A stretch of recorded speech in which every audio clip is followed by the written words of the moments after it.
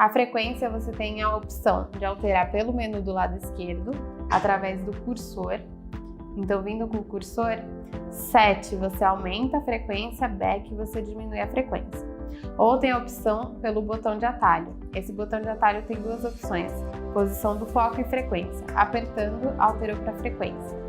Girou, altera a frequência. Então, quanto menor a frequência, maior a profundidade que você alcança, só que perde um pouco de definição. E quanto maior a frequência, você ganha definição e perde profundidade. Então, por exemplo, para animais pequenos, o gato, o cão pequeno, ou estruturas superficiais, você aumenta a frequência para ter uma definição melhor da imagem. Agora, para animais muito grandes ou muito gordinhos, você diminui a frequência para conseguir uma profundidade maior. Ou para órgãos também mais profundos, você usa uma frequência menor. Posição do foco. A posição do foco você pode alterar tanto pelo menu, só que eu acho muito ruim porque você tem que ficar mexendo no menu toda hora durante o exame. Então eu prefiro alterar pelo botão de atalho. Apertou, FPOS. Quando tiver a luzinha no FPOS, é que esse botão está servindo como posição do foco. O foco é essa setinha. Tem que sempre deixar no meio da estrutura que você está analisando. Por quê? Porque onde o foco está apontando é onde tem a melhor resolução de imagem. Então você sempre tem que deixar o foco no meio da estrutura para ter a melhor resolução naquela região. O TGC é uma compensação de ganho na horizontal, tá? Então a gente costuma começar o exame com ele centralizado e alterar conforme a estrutura que está sendo analisada. Então ele é uma compensação do ganho. Por exemplo, quando a gente coloca a bexiga na tela, fica aquele ganho muito estourado embaixo e às vezes a gente não consegue enxergar algumas estruturas naquela região. Você consegue diminuir o ganho só naquela região.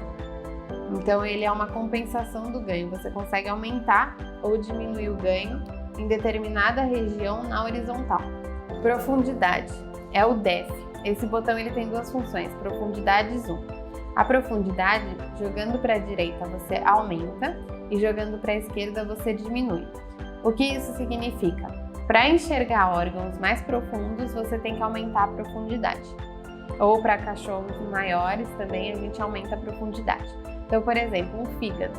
Para você conseguir enxergar o fígado inteiro, você tem que aumentar a profundidade até aparecer o diafragma aqui embaixo.